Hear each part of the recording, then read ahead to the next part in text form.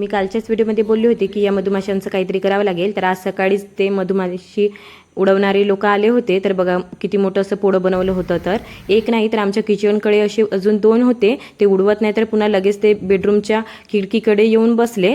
आणि इकडे बघा त्या लोकांनी लगेच मग सहज पण विकायला घेतलेलं, भरपूर असं सहन निघलं होतं। तर बघा त्या लोकांनी किती साऱ्या बॉटला तयार केल्या आहेत। तर आणि जे किचनकडचं पोळं होतं ते उडवता येत नव्हतं, वर होतं। तर मग भाऊने त्यावर स्प्रे मारलेला, स्प्रे तर मारायचा नव्हता पण उर्वाशला मधुमाशी चावलेली, अजून कुणाला चावू नये म्हणून मग भाऊने म्हटलं की त्याला पण उडवूया। तर इकडे बघा उर्वाशला बरं वाटत होतं, तर मग तो खेळायला लागलेला। म्हटलं चला त्याला बरं वाटतंय, तो खेळतो तर मग आपले पडदे वगैरे धुवायला काढूया, म्हणजे काढून ठेवूया, म्हणजे सकाळी लगेच धुवायला घेता येईल। तर मग इकडे मी लगेच पडदे वगैरे काढून घेतले। 2-3 दिवस झाले होते त्याची तब्येत ठीक नव्हती, तर माझी कामं करायचे तसेच राहून गेलेले। म्हटलं चला उद्या संडे आहे, अहो पण घरी राहतात, त्याला बघतील। मग इकडे मी सगळे सोफ्याचे कवर वगैरे काढून घेतले। तर आजचा दिवस असा होता, चला भेट